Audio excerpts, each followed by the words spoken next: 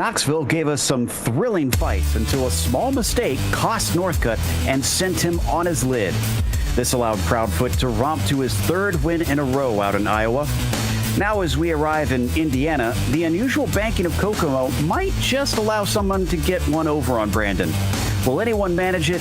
We'll find out soon as we get ready to watch round 4 of the Bootleg Racing League's Dirt Street Stock Series. And you'll see it all live here on the Global SimRacing Channel. Hi, I'm Joe Peak, and with me in the booth is DJ Clark. Behind the scenes is our director, Sean Crackers Ambrose, and he's using cameras provided by Dougie Beard. While the name Kokomo elicits the sounds of the Beach Boys in most people's heads, this track has been a staple in Midwest dirt racing for decades. Let's head to our track guide to learn more.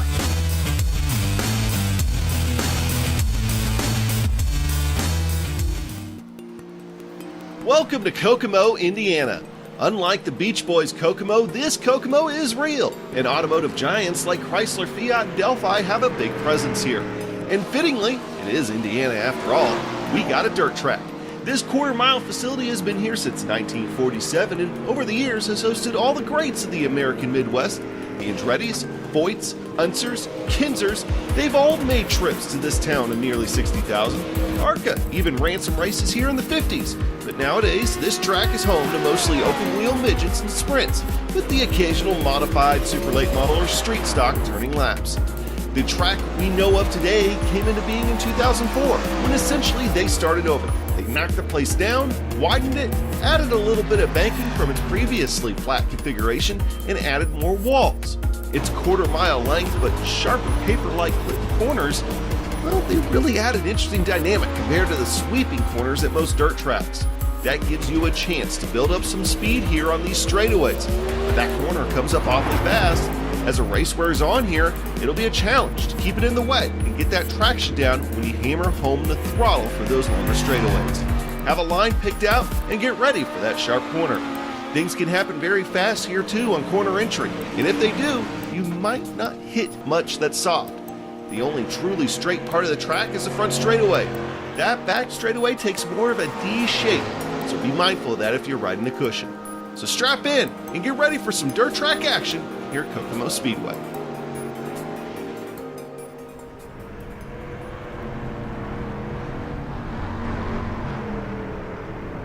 Well, now that I've firmly put that earworm into much of our audience's heads, why don't you go over what the street stocks are going to be like here at this tiny little oval here, DJ? Well, thanks, Joe. This oval may be a very, very tiny one, but it is wide as the day is long. And as you mentioned, the very unique way in which this banking actually develops is one of the things that's going to separate how to run these street stocks here. The lower part, the inside portion of the track, absolutely flat, as designated by that 0 degrees there, as you can see in the turns. But as you move farther and farther up the track, a little bit of banking starts to develop. What that means is it's very, very possible to run multiple lines through here. The most common, most sort of front of your mind way to do it is run low. But in these street stocks, which as we always talk about are so heavy, so tricky to get back up to speed, I think you're going to see some drivers start to experiment with running a little bit of high and taking advantage of that cushion and banking on the outside to try to keep their momentum up a little bit. But the one thing that will always happen at Kokomo is you will always have good side-by-side battles. We have seen 3 wide here before. We've even seen some guys try 4 wide, and I think tonight is going to be absolutely no different. That should give us some good action to watch, but let's take a look at the action that has happened, starting with the driver standings. Proudfoot well ahead with a hat trick of wins here at the start. J.R. Shepard is keeping him honest, just didn't have the speed, and even he admitted it last week when we were at Knoxville. But he likes that bottom line. Maybe he could do something here this week with the alternate lines that are possible. Davis, Morton, and Robinson round out our top 5. Davis has been consistent, but hasn't shown quite as much speed as guys like Proudfoot and, of course, Northcutt, who unfortunately has had some bad luck, which is why he doesn't show up in these top 5s. Now, for today's racing itself, DJ, why don't you run us down the race details? Well, as you said, Joe, this is the 4th of 11 races in the BRL Street Stock Series. We are racing the iRacing Dirt Street Stocks in a heat race format. So what'll happen is everybody gets to go out and qualify, and that will determine the order for our heat races. In those heats, the top 3 will automatically qualify for the A main. Everybody else will get sent to the B main, the consolation round. From there, they will be racing for gridding positions, 24 drivers maximum allowed in the A main. We've got about 15 out here right now, so it looks like everybody will make that transfer. Now, the other thing to keep in mind is we are running fixed setups in these street stocks, so it is all down to driver skill and how well they are able to get these street stocks around the track and read the changing conditions of the dirt in front of them. You mentioned, of course, that we anticipate as they sit that everyone will advance. Unfortunately for fans of the number 73, Chris Hazlip, he will have an end-of-line penalty once he gets to the feature due to some penalties from last week at Knoxville. As we now hop on board with Gary Clinton, currently sitting 9th in the timing sheets. Looks like he's trying that low line. No, maybe about a middle line.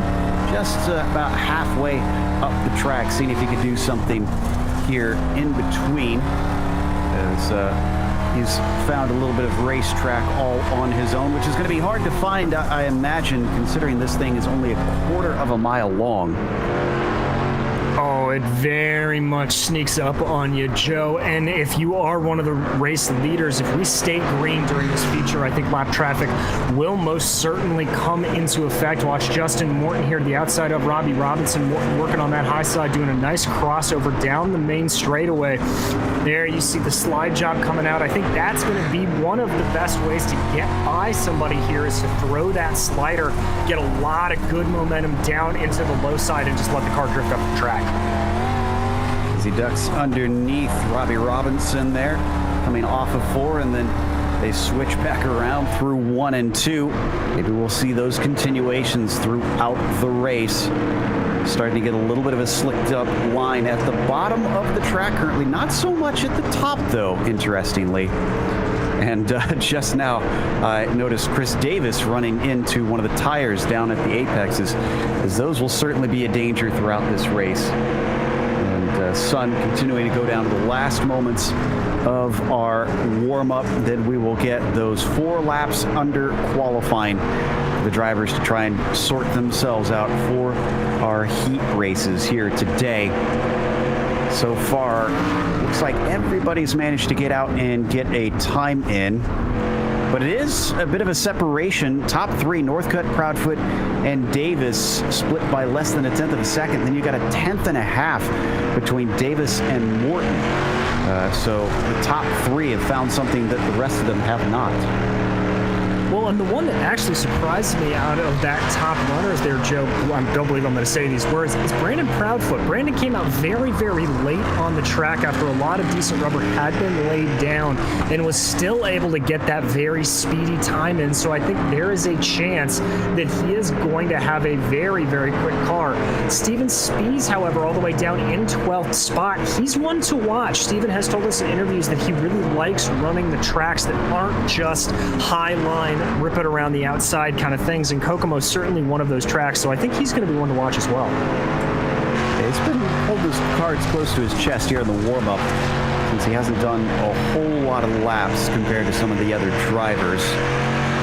Just need to make it about a minute and a half more before we finally get to that qualifying session.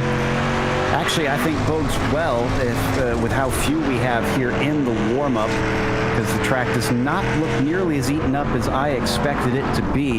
You can see how little of it is getting shiny up against the setting sun. And once again, Chris Davis has been running down way, way low and keeps bumping into those tires at the very bottom. I hope he gets that sorted out before we get to the racing. I do too. That yellow number 7, always an exciting car to watch. If he's able to get that super low line working, it could work out for him. I think here he's just really testing the limits of the car. There you see him banging that left front tire on that big tractor tire again. So yeah, Chris is going to have to, not do that when the race laps count. Well, as the winner's circle says, he parked it. Unfortunately, after that, he's going to have to try and bring it back out and try again just to see how close he can get. Pretty much only now have Morton and Robinson out on track, and Morton's going to duck it into the inside pit lane, leaving with Morton the only one here in the final few seconds. All right, this beautiful evening here in the middle of Indiana at one of the classic courses that has seen some of the great names in open wheel racing come through over time. Foyt, Andretti, Parsons, just an incredible venue with lots of history. And we now kick off the qualifying session with, looks like Chris Davis going to be among our first to take to the track. Chris very much wanting to get out there early and try to get a good lap in. We've seen it time and time again that it gets harder and harder to run it as you go along. Bit interesting that he's choosing to run that opening lap on the low side. I would have thought he wanted to go high, carry a little bit more momentum, but there you see him avoiding those tractor tires this time out, but suffering a little bit of slip coming through that rubbered in portion of the low groove. As he comes around to be the first to set a time, it is going to be a 15.364. Everybody else now following him across, as most of them are out there. So far, no one has displaced the 7. He's got that top spot. Closest right now is Robbie Robinson in second. Just over a 10th behind him. Oh, and Robinson just clipped the tire as well, so that takes away this third lap that he's on. He's going to have one final flyer to try and get up to the top position. Really good run there from Joe Segala, putting himself third. That's a good lap for him. Robbie Robinson still unable to improve as everybody starts to circle around. Looks like we're just waiting for Brennan Myers and JR Shepard to take the track, but other than that, all cars out there. Justin Morton coming across the line and puts that car second place as Steven Spies to the top of the charts. You were mentioning he tends to like tracks like this, so it's looking good for the 55. Northcutt having some troubles getting a clean one in, as he's gotten one lap on the board, but it looks like he touched the wall somewhere along the way and has had that one discounted. Let's see if the second one does it for him. 15.178. That will put him into second place and 19 thousandths off the pole. And Steven Spies there unable to improve, but Justin Morton currently holding that top time. Here comes Brandon Proudfoot, the lap we all want to be seeing. Brandon slow there with a 15.755. I wonder if that was a bit of a banker for him, just trying to warm up along the outside. Justin Morton not improving. No, Joe, he's liking that high line here. Brandon Proudfoot running a little counter to what we've seen everybody else doing. And Northcutt's not going to take his final lap as he's slow across the line, so Proudfoot, he's got his final lap here to go, and he's going to cut down low on this last one just to try something different. Let's see what the 22 can do. He's only in fifth right now. A 15.225. That'll put him into third, and I think on the pole in our third heat as well. So nicely done by Proudfoot. JR Shepard, in the meantime, first lap through. Good enough for seventh. He continues on and has plenty of time for his last three. Working it down to that low side, you can see just how much it is losing grip there coming off of the corner. That lap, not an improvement for JR. Really struggling to get the power down mid-corner. You can see just how much opposite lock he's having to put into the car to try to get it to rotate safely. Very, very tricky. He is not running all that well. He stays seventh here, Joe. I noticed a lot of the drivers in practice doing the low line just hugging the inside of the track almost the entire way around, whereas it seems like Shepard is just letting it drift all the way out to the wall. So I wonder if that's affecting him, as his last lap not going to be counted, so no better than seventh for the 98. Might not have the showing we were expecting. Last one to set times is the 25 of Brennan Myers. This is going to be lap 3, so I'll have one last chance after this time crossing the line. Doesn't improve, though, at a 15.8. Looks like Brennan, too, struggling a little bit to get that front end of the car down to the line he wants it to. Good rotation there in on the corner. That's a much better line, but over-rotates it. Oh, that's going to kill his time. It does indeed. It was a 16.2, and in fact, that was his slowest lap of the qualifying. That is everybody done and everybody with a lap. So we'll have the heats populated here in just a moment here in Kokomo, Indiana. So we wait for the first of the night to get going. Of course, one of the things I love about this track and love about what iRacing has done is they have modeled all of the surroundings, including as a rail file, a bit of a rail file myself. They have a train that goes by on the outside, which I think is pretty cool. And is very accurate to the track, Joe. This, as I've said before, this is sort of my home dirt track, and I can attest that the train does run through there. I've never been at a race where it actually ran, but I can attest to the massive amounts of cornfields everywhere. That is 100% accurate. Oh, as a Midwesterner, I am very aware of the cornfields everywhere out in the boonies. As we get the first of the heats populated, Justin Morton is going to be on the pole with Steven Spies in second. J.R. Shepard will round out the top half of the field in third. DJ? In fourth on the outside of row 2 will be Brennan Myers, followed by Jason Best and Ryan Seneker, making up fifth and sixth in this first heat race tonight. Only thing that amuses me is that us Midwesterners do get associated with those cornfields a lot, but I grew up in Cincinnati, which is a relatively large city, and everyone not from here, from the either coast, tends to ask us if we just all hang out in cornfields, and I have to kind of look at them funny for a second, DJ, because you and I both know that's not what the entirety of the Midwest is composed of. No, it's not. But you step a couple of feet outside of the city, and well, they're stereotyped for a reason. Yeah, exactly, exactly. All right, so Justin Morton leads them off behind the pace truck. They get 2 pace laps, and then they get released for 6 laps of racing here for the first heat of the night. Remember, they've already scored points in the qualifying. The heats will score them points. The B-main will also give them points, and then the feature gives the most of the night. But there is impetus to perform in each of tonight's events. Morton has control from here. Pace truck is in. The number 9 holds it and waits. Looking for that green flag, and he is off. Not the greatest of starts around the outside. It looks like Steven Spies is going to try and use the momentum, but it's just not there. Bottom line working well early in the race. Morton already well ahead. Battle for second between Spies and Shepard as they're going to bang doors. Both of them getting very, very twitchy off of that fourth corner, as was Justin Morton on that start. Just seemed to catch a very slick patch of dirt and not able to get the power down, but it looks like advantage Shepard for the moment, looking like he's almost clawing his way over that inside line. Spies now going to file in line behind him. Brennan Myers working on a outside-inside line there a little bit, clipping the apex right on the exit of the corner, trying to catch Spies, but doesn't quite look like he has the full momentum. So now they settle in. Morton, Shepard, and Spies are in your transfer positions. Myers trying to get himself onto the bubble as he's the last one that'll have to head to the B-main here. Oh, and clipping the inside. Spies is going to slow himself up. He catches the tire. This is Myers' opportunity if he's got the speed. Looks like he's not quite there. He still stays back and forth. Saved by the bell. Steven Spies will get the 1 to go. And I think he might be able to just sneak through. He might, and he's going to be thanking his lucky stars in the iRacing mechanics that these cars are built like tanks. But Justin Morton, a little bit of challenge at the beginning out of turn 4, but he is going to cross the line to take the victory here in the first heat race. Shepard advances, and Spies advances. Myers, Best, Seneker will all head to the B-main to determine their starting position in the feature race later on.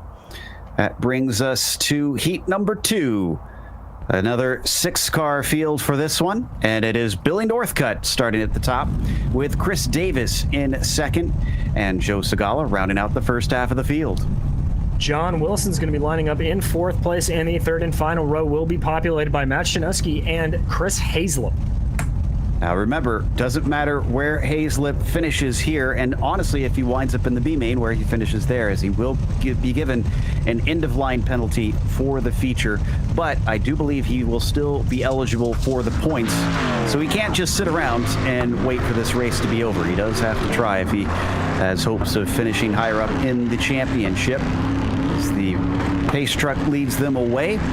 Northcutt is the one very much looking for redemption today, DJ. He was so close to denying victory to Proudfoot last week, and it was his own self causing his undoing.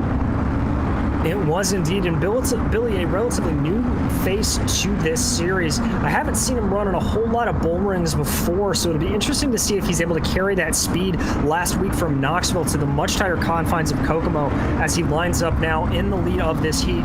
Chris Davis to his outside. Halved in length compared to Knoxville. A quarter mile versus a half mile as the green flag waves, and Billy Northcutt is very good on the gas here, getting up in front of Davis. Davis has the 81 looking just a little bit below him through the first couple corners, but no longer. Oh, but Davis over-rotates, tries to peel his way off of the turn as Segala can't quite take advantage of it. We saw a bunch of guys doing that in qualifying and in practice, Joe. You've got to be very, very careful running that super low line. The track gets rubbered up very quickly. No virtual water trucks deployed over the course of the race here today. Oh, is Segala getting very much out of loop there, I think. And note, there was John Wilson who got turned around at the back of the group, the 75. Unfortunately, I think got tipped by Shinoski. He'll keep going as up at the front, Davis starting to challenge and tries to chuck it into the first corner. Slide job doesn't work because Northcutt is there, but he gets a second try at it. And they're going to come together as they take a little bit of a bang side to side across the line. Down to the inside, Davis gets underneath the double lot. Billy Northcutt is starting to lose out, and Chris Davis is going to get a better starting position as things look right now for that feature. Yeah, the winner of this heat race will get to start on the outside of row one, but Northcutt firing it down on the outside, trying to build any sort of momentum, but it looks like Davis just muscling his way through to the line, comes out of four. And that gives him victory here in heat number 2, almost losing it at the end. Northcutt finds himself a little out of sorts, and Segala will be the last to advance. Hazlip, Wilson, and Shinoski are your last of the 6 here in the second heat, and they will have to head to the B main next. That brings us now to our third heat of the day. Only 5 in this one. Brennan Proudfoot will start on the top spot with Robbie Robinson in second and Bobby Hayes starting third. DJ? And Gary Clinton will be starting off in fourth. Bringing up the back of the field will be Todd Hetherington. This is the last of our heats. Now, I believe, if my memory serves me correctly, Proudfoot also didn't qualify well in Knoxville last week, but once the feature started, he had it all under control, so no reason to think that things are dire for the 22 for the time being, as long as he performs well here. Otherwise, if he falls off the bubble, he'll have to go through the B main and start from way farther back. Well, and I think for Proudfoot here, the biggest thing he's got to be careful of is you see him very smart there, just putting the power down, coming out of turn 4, trying to figure out where the bite point is for the start. He's just got to make sure he doesn't make an accident here, doesn't make a mistake, and keep all 4 tires on the dirt, and he should be able to relatively coast for a heat race win. Like an F1 driver checking to see how he wants to set up the clutch, Brennan Proudfoot is testing everything. Green flag comes out and it pays off for him. He gets a monster jump over second place, which is now a fight between Robinson and Hayes. The 13 of Hayes to the inside has the advantage, as the bottom line has been very much the desired place to be by most drivers so far, but Hayes slips up coming off the turn, trying to power his way around Robinson, looking to solidify this second place. And there you saw Hayes just couldn't get that left front tire to bite down on that narrow patch of moist dirt, so not able to get the move done. Robbie Robinson moving him up. Hayes continuing to look like he's struggling a little bit here. Gary Clinton starting to close down on the back of him in that green and red number 6. But Clinton a little too hot coming into 1 and 2. He falls backwards. Todd Hetherington watching him from behind as our leader in the number 22 is a long ways ahead of anybody right now. It's many, many car lengths. So I don't think that he is going to be challenged here for the remainder of this last heat race. Looks like maybe Hayes has got it under control, but he's lost so much ground to Robinson. He's going to need a slip up from that 56 to have a serious shot. Yeah, exactly. And for Bobby Hayes, I think at this point he's just checking his rear gaps. He's pushing a little bit there. You saw him run very, very wide out of 4 as he takes the white flag. He's just trying to experiment a little bit, figure out where the track is coming in and not. But we're going to focus on Brandon Proudfoot as he comes out of 4. Another heat victory for the 22, with Robinson following him home a long ways back. Hayes, the last one to advance to the feature. Clinton and Hetherington will get sent to the B main, which will be happening in just a moment. That was some fascinating stuff.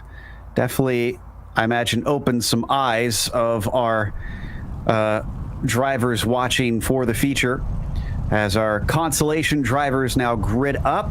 A slightly larger group. Brennan Myers starts at the top of them. Chris Hazlip will be on the outside of the first row. Gary Clinton starts in the third, and then it's Jason Best to his right side. And behind them will be John Wilson and Todd Hetherington. Following them up in the final row in 7th and 8th spots will be Ryan Seneker and Matt Shinuski. As away we go, and again, this is determining their starting order for the feature race, as everybody not in this consolation will show up in the feature and have already been locked in. Wonder what kind of points Hazlip is going to be able to get out of this, considering he has very little to lose. He can really just try and go for it. And then to his inside, Brennan Myers, who just missed out in his heat, positioned very well to try to make the best of this himself. Pace truck is in, waiting for Myers to take off. Green flag is out. Very good jump from Brennan Myers. Incredibly shallow line, but it worked out. He was on the grippy part of the track. Clinton can't respond. Looks like Wilson trying to sneak into third, but a horrible start for guys like Best and Hazlip. Hazlip already back to 5th. Yeah, Joe, I was watching Hazlip on that start. It looked like what happened was he started to speed up a little bit. Now looking at Brennan Myers, Myers was keeping a consistent pace, and Hazlip just had to slow up, and right as he did that, Myers took off. So very, very good gamesmanship there from Brennan Myers. But we ride on board now with Jason Best. They're currently fighting for 3rd, 4th. Gets very close into the wall, but he's able to get around John Wilson. Jason Best still riding on the high side, trying to see if he can make it come in. It looks like it might be, because a lot of drivers slipping and sliding all over the place down on the low line. Best working his way now up into 3rd, sizing up Gary Clinton on the low side, who you see in the green and red number 6. Once again, just can't keep his speed up. And with that, I think that Best has now been clocked in 2nd. He falls back to 3rd momentarily as the timing and scoring tries to sort itself out. It's such a wide track. I'm not exactly sure where the marker is. Hitting the inside, Gary Clinton very slow. And now officially Jason Best is in P2. And John Wilson now starting to challenge up on Gary Clinton too. So just a terrible run of corners there for the number 6. Just looking like he's really struggling on that low line. If I were him, I would try to maybe work the car back up high, but he's not taking it. But here comes John Wilson challenging to Best. And Best had clipped the outside wall. We saw it on screen. He is incredibly damaged. The car crabbing in a bad way. So Wilson now finds himself in 2nd place as he gets by Gary Clinton. Best, unfortunately, already down to 5th, and I think he's taking a tow. Unfortunately, going to have to call it a day. He'll be slotted in just ahead of Hazlip in the end. Yeah, and you know, Joe, Kokomo, it may be a short track, but the walls are just as hard, and even in these tanks, if you clobber it wrong, it will come back to bite you. But we continue to watch this P2 battle between Wilson and Clinton. Advantage right now, John Wilson, that high side working. Gary Clinton still struggling. You can see him just desperately trying to get the power down on that low side as they take the white flag. And Brennan Myers is coming around 3 and 4. A consolation race victory for the 25 is going to hand him a nice haul of points. Clinton and Wilson are going to drag race to the line. Who's it going to be? It looks like Wilson takes second, Clinton in third, Shinosky finishes fourth behind them. Then it's Hetherington, Seneker, and Hazlett Best parked it up, unfortunately, after his damage. Yeah, so very good run there. I think a definite preview of what we have to come. But now, Joe, we go out for the final practice that everybody gets. 5 minutes. The track will not reset. This is a chance for the drivers who advanced automatically into the A main to get one last feel of this track and figure out what they've got. Starting to see a little bit of a slick line form on the high side of 1 and 2 as well. Not quite as much in 3 and 4, but it seems like more and more drivers are moving their way up. We'll see if that changes the dynamic of things to where the high side is where everybody runs in the end. And what about the likes of Proudfoot? He looked pretty hard to beat in his heat race there, DJ. I mean, do you expect he'll follow that up with similar performance in the feature, considering he's got more competition up against him? I mean, it's going to be a good run to the end, and no question. We've got a lot of fast guys here at Kokomo. But I really think for him, one of the things he's got to look at is he will be starting the outside of the first row. We've seen the problems that can happen starting on that inside. That exit of 4, very, very slick. So he's going to have to be careful to make sure that he can time the leader's jump just right and maybe get an advantage there. But, I mean, he is one to certainly keep an eye on. I think Chris Davis looks very strong tonight. Obviously, Justin Morton putting in some absolute flyers across the board. And once again, I know I said this at the pre-race, but don't count out Steven Spies. I think he's a little bit of a dark horse, currently running 5th in practice, but he likes these tracks. All but Bobby Hayes, Hetherington, Best, and Shinosky are out on track running. As we wait for everything to settle out here in the warm-up. Of course, we'll get 2 more pace laps once they grid up, and then we'll be released for much more racing. If you've been dissatisfied with these very short features, or very short heats and a consolation, we go for 40 laps now around this quarter-mile circuit here in Indiana.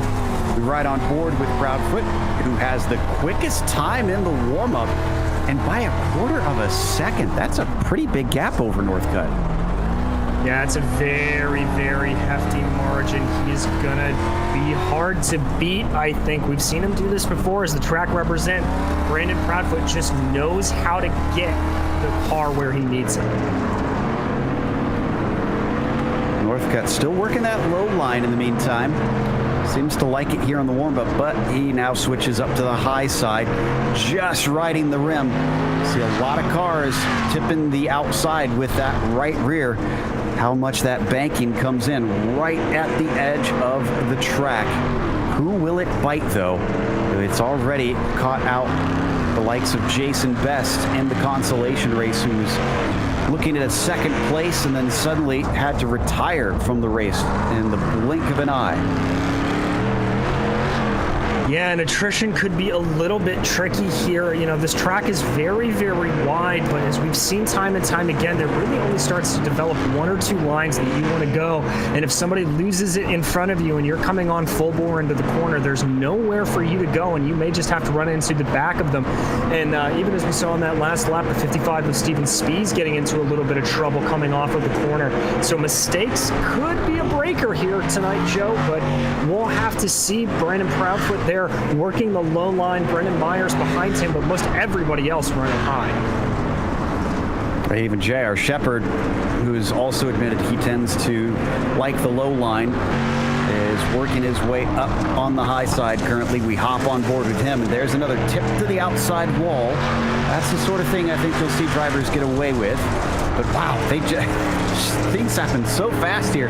That was Brennan Myers in front of him who just whooshed out of the way, taking the low line.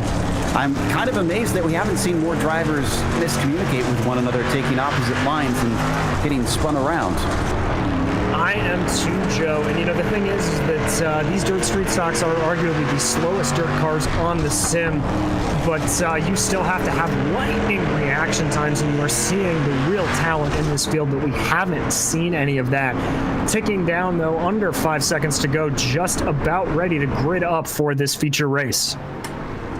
There goes the checkered flag for our last warm-up of the night.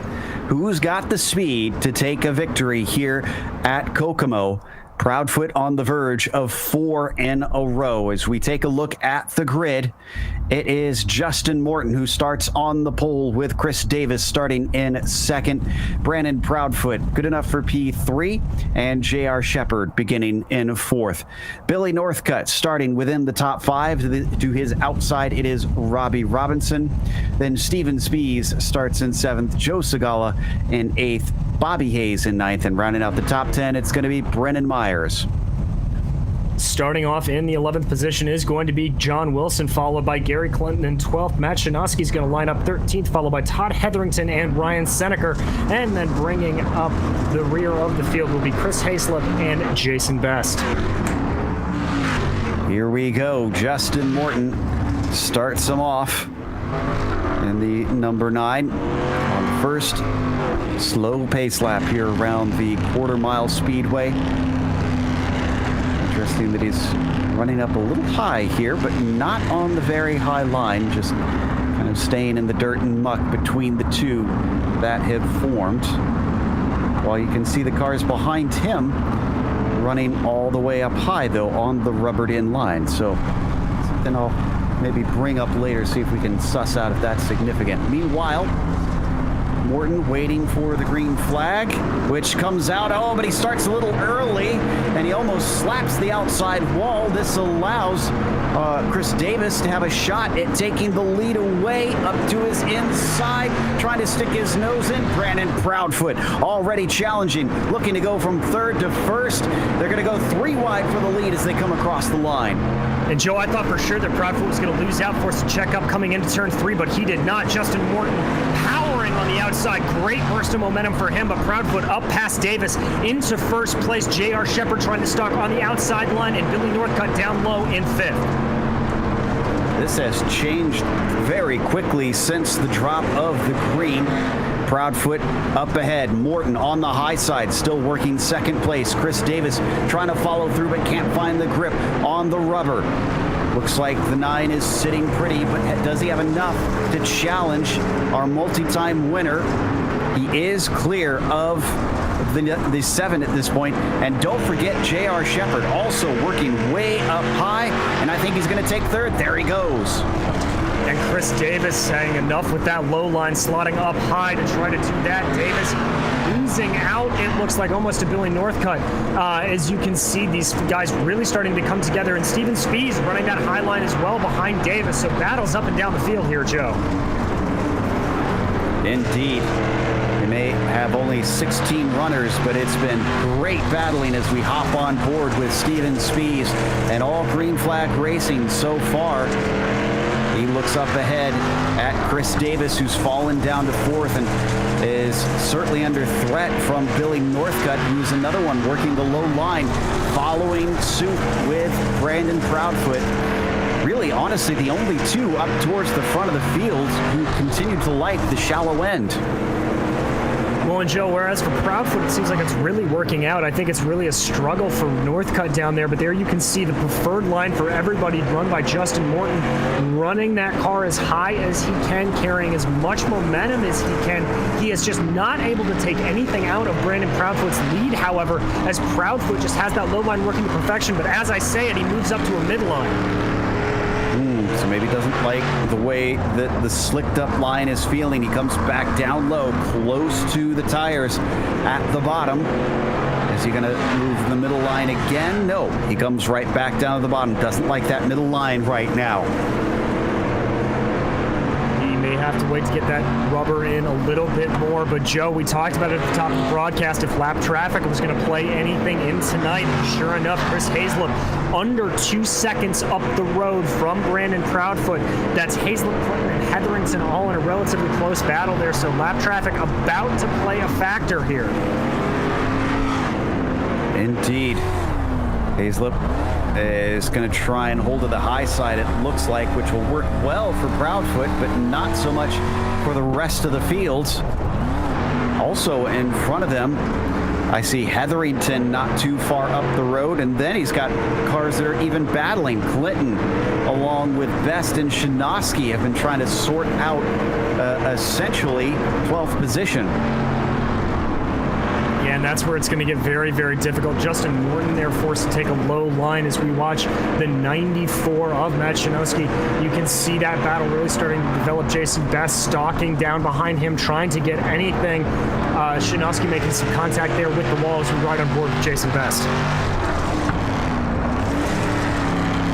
Best is trying to work the middle line here, coming off of 3 and 4. Then goes back to a high line, down into 1 and 2, but can't seem to get himself launched up there and challenging Matt Shinosky. Getting close to the halfway point as well. Shinosky's honestly got his focus forward. He's working on trying to overtake Wilson, but can't seem to find a place through yet. No, and that's going to be a problem for these leaders depending on where his eyes are in the sim. If he is focused nothing but ahead, it's going to be a very, very big holdup for these faster cars. We'll just have to see what happens. As all this has been happening, the gap between Proudfoot and Morton continues to extend by wide margins. There you see Morton on screen, still satisfied with this high line. He's going to go by Clinton. And that's Shinosky and Best. Oh, no. Well, this will change the dynamic completely. I think this started with a 94 clipping the outside wall in 1 and 2. Yeah, you saw it there just on the top right corner of your screen as we were following the leader. We'll jump back to the replay here to give you a better idea of what happened. So this is Shinosky there in that 94. Jason Best following behind him. You can see he runs up, clips the wall, and Best is just left with nowhere to go, runs into the right rear corner panel and spins the 94 around. Try and work their way up to the back of the pace truck, get lined up, and start again. But we made it almost exactly halfway before we saw the first yellow emerge here today. Brandon Proudfoot, at least for the time being, does look like the man to beat once again. He does indeed, and what's going to be interesting here to see, Joe, is we didn't really get a chance to talk about it as the green flag dropped, but the leader does have lane choice. And you saw at the top of the race, Justin Morton taking the high line. Proudfoot, however, going to take the low line here as the pace car pulls off. We're ready to go green. Nope, they just called it off. They're going to try and get him lined up a little bit better. You could see they were well back behind at the end of the field, trying to play catch up. So, and the pace truck comes out, leading them around for 2 more laps as they should rack it up once again. Looks like they'll be a little bit more tidy this time as everybody is a lot closer. Here we go. One more try at it. Pace truck is in. 22 has open space in front of him. So far, the run off the corner has seemed to be the critical aspect. And the 22's got it sussed out. He manages to nose ahead of Justin Morton, but now Morton is much closer than before, but he clips the outside wall. Will that cost him? Doesn't slow him down too much. Chris Davis also working on that high line behind him with J.R. Shepard and Steven Spees running low. Morton now clearly in second. Shepard not really mounting too much of a threat there, but Morton just looks like does not have the speed to be able to catch up to Brandon Proudfoot. But Chris Davis now starting to challenge J.R. Shepard on the high line for 3rd place. Oh, and another caution. I see, looks like John Wilson and maybe Brennan Myers involved in this one. Yeah, I think, Myers in the 25, I think, is the one that kicked it off. so we can see this start to develop here coming through turns 1 and 2. Myers there at the center of your screen, that red and white 25. He's just going to rotate the car ever so slightly. I think that's a little bit of contact with Robbie Robinson, and then there's the contact from behind, and that spin just enough to bring out the yellow here. Just too perpendicular to the track, and the automatic iRacing stewards weren't happy with how that was looking. Still have 12 cars on the lead lap out of our 16 runners. So still plenty that are within contention to take something. And one of them already trying to take their lap back, and that was, I think, Jason Best. Actually, he's barely gotten the lap back, as already we're going back to green flag racing, and down low, Brandon Proudfoot is going to be running into that lap traffic quite quickly. He is Justin Morton again back up to the high side, but J.R. Shepard looking like he's got a much better run, but Shepard's going to fade up, go back to the high side, leaving only Proudfoot and Spees down low. Billy Northcutt, meanwhile, putting Chris Davis down. Davis had a terrible restart there. So as we watch Northcutt just ahead of the number 7 and also trying to duck low, he's challenging Spees, who currently sits in 4th spot. They're going to go 3 wide briefly, stuck in the middle. It's Billy Northcutt. He ducks in behind Spees, though. Oh, better exit off of 4. Gets another shot at things. The 55 can't quite keep it pointed forward. This time he does, and it looks like Northcutt will have to try something else. Yeah, Billy had a good run there, but was able to do it. And Steven able to get the car down onto that nice patch of wet earth there. We watch J.R. Shepard trying to work on Jason Best. Justin Morton able to get by him. Good run there from J.R. Able to move the car off the high line just enough to get by Jason Best. He's now setting his sights on the second place car of Justin Morton. So everybody fanning out through 3 and 4. We're running out of laps, though. We're going to need 5 to go at the line. Right on board with J.R. Shepard flirting right up to that outside wall. It's one of the things that is so difficult about driving these street stocks, Joe, is once momentum starts in, there's really nowhere to go, so you have to have picture-perfect control of the car, make sure that tail end doesn't kick out all the way to the outside and brush into that wall, but JR doing a great job of it here. You can see off of the rear of Justin Morton just how close they get. JR less than a car length away, so he's really starting to challenge here as Justin gets into the wall. That slows up his momentum. So Morton, unfortunately, sees the 98 briefly ahead, but he powers around the outside, and he's going to deny him. J.R. Shepard needs to try something else now. 2 to go as Brandon Proudfoot continues to look at everybody getting smaller in his rear view mirror. It's a battle for P2 with no one around, which is odd. Shepard and Morton very much in a league of their own. No, since the restarts, 4th place runner Chris Davis really fallen back as now Proudfoot takes the white flag. J.R. Shepard has one more lap to try to get this move done on Justin Morton. Yet another clinic from the 22 car. Brandon Proudfoot is your winner here today at Kokomo. Following him home, it is Justin Morton eking out ahead of J.R. Shepard. Looks like Chris Davis salvaged to 4th. Spees unfortunately falling, climbing to a top 5 as he started 7th, but could have been that little bit more. Northcutt, not the results that we saw last week. He settles for 6th, unfortunately. So, with that, a very quick feature race takes us to a break here on the Global SimRacing Channel. We'll come back with the unofficial results as well as driver interviews, so stick around.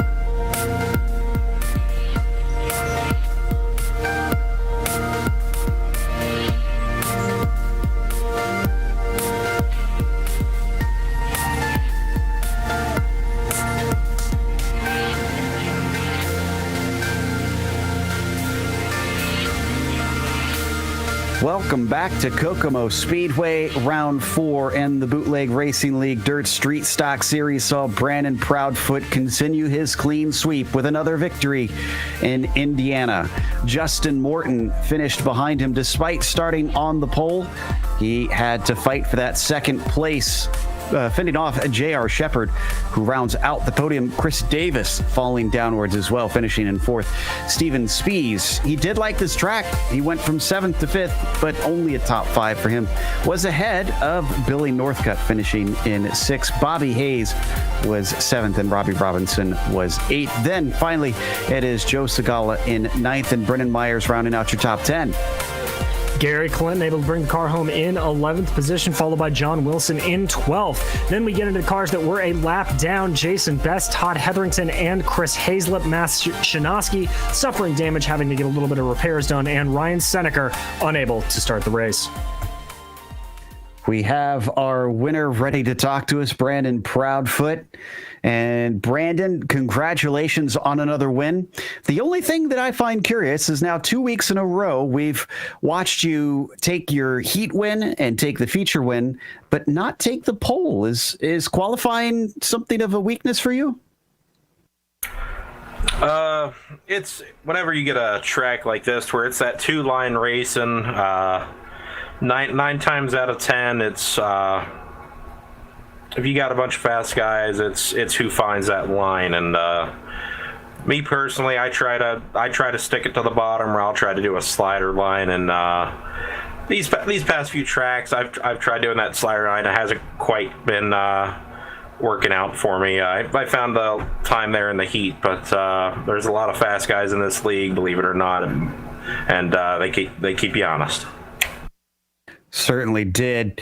It seemed like when it came to the feature race, you were one of the few that stuck to that bottom line. I mean, is that just your insistence about your typical bottom feeder sort of approach that you do at most tracks, or do you genuinely think that that was the faster way the whole time? A little bit of both. I won here last season, staying around the bottom 360, just like I did tonight. But yeah, my cup of tea is if the track permits me, I like to be right around the inside wall, or in this mag here at Kokomo, right around those Uke tires, which thankfully I was able to avoid tonight. Next week, we go to the Martinsville of dirt racing with Williams Grove. Going to be a completely different chemistry with how the cars race with one another there. Are you looking forward to it? 100%. That's one of my favorite tracks, actually, my home track. I'm just about an hour and a half west of Williams Grove, and I'm a regular there throughout the real-life season. And just like here at Kokomo, I love running that bottom when it gets slick. All right, we'll look out for you. That was Brennan Proudfoot, our winner here today for round 4, still undefeated this season. Up next, I believe DJ Clark has caught up with Justin Morton, who took home 2nd place today out on track. Justin at 2nd place, but a hard-fought second place. After that last restart, we saw J.R. Shepard really start to challenge you, but looked like a good, fun battle up on the high side.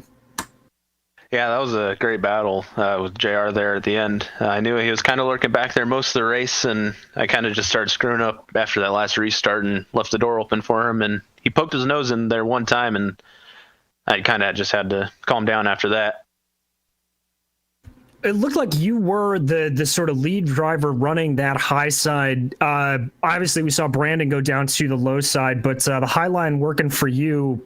Talk me through that decision. Any desire to go down low, or was it just feeling good up high? The majority of races that I've run at Kokomo, I've run the top, so I'm pretty comfortable up there. When we met lapped cars, I had to go down to the bottom, and I just lost a ton of time to Brandon, and I just knew I couldn't compete with him down there, so I tried to just stick it out up top. Oh, you perfectly transitioned into my next point for you, Justin. This is really the first time we've encountered a lot of lap traffic in this season. As a driver, how do you sort of go about countering that? The faith that you put into the other cars, and what kind of strategy you have to do when you see them coming a couple of seconds up the road?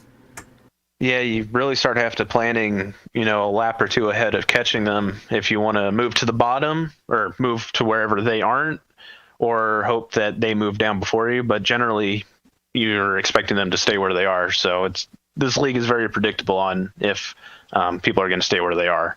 So that really helps as a driver who's coming to lap you. Well, I guess sometimes predictability can be a good thing. Well, Justin, congratulations on second place. And anybody you need to thank before you head out tonight? I'd like to thank my team, Total Downforce Racing, Black Box for sponsoring us, Forge, running with Forge in the Major Series. I'd like to thank Majors Garage for joining our team and sponsoring us. I know this is a fixed setup, but they make fantastic setups. Lowell for running this amazing league and everybody who runs in it, and thank you guys for broadcasting. Well, thank you very much, Justin. And finally, Joe Peak has caught up with our third place driver. You heard us talk about him, J.R. Shepard. Yeah, JR, you were on the other end of that battle towards the end with Justin Morton. It looked pretty tough to pass out there, but not impossible. Yeah, it's pretty tough tonight. I usually run the bottom, and I felt like the bottom was pretty good. It was slick, but I decided to move up just to be cautious. And yeah, there was probably a couple of laps I was a little bit faster than Justin and had a shot at it. But overall, he was fast enough to be contending for the win there, and I was just trying to keep up with him.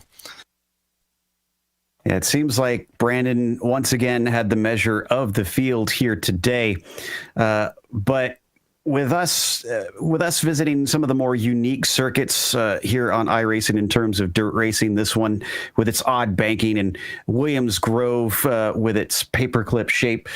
Do you feel like those unusual ones give you a better shot at maybe kind of throwing things up in the air for victories at times? Or do you think the more typical tracks that you see in dirt racing are the ones that suit you better? No, I definitely think the oddball tracks are better for my driving style, and I don't know if it's just because of the asphalt background or what, but definitely when those odd tracks start to slick off, I seem to be able to maintain some speed. So I definitely look forward to going to those places, and hopefully we can keep some good runs going this season. I know you mentioned the Daytona 24 last week and that you had a team planning on competing in it. I'm curious how it went.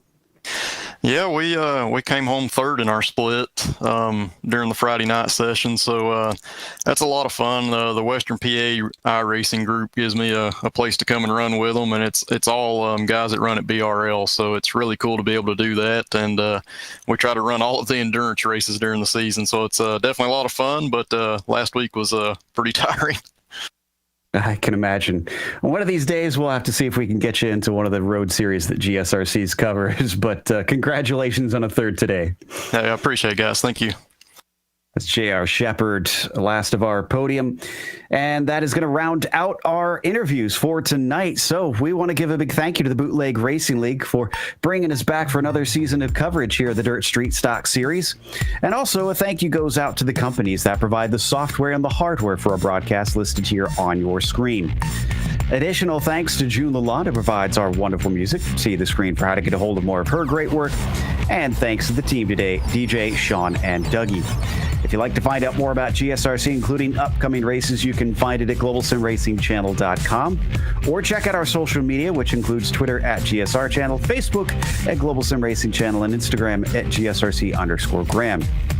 If you'd like to support the channel, check out our merchandise store. It's simply gsrc.storenv.com. We have a link in the description below if you don't want to type it out and just want to click that. But while you're down there, make sure and subscribe to our YouTube channel so you don't miss a moment here on GSRC. The next race, as we mentioned, over at Williams Grove, that'll be Friday, February 5th at 8 p.m. Eastern. But we have upcoming races for other series listed on the screen, so check those out and mark them down on your calendar, including up next, the 4-Drink Friday series is going to Imola and the MX-5s. That kicks off at 9:45 p.m. Eastern tonight, so in just a few moments. Until next time, race clean, race hard. We'll see you on the track.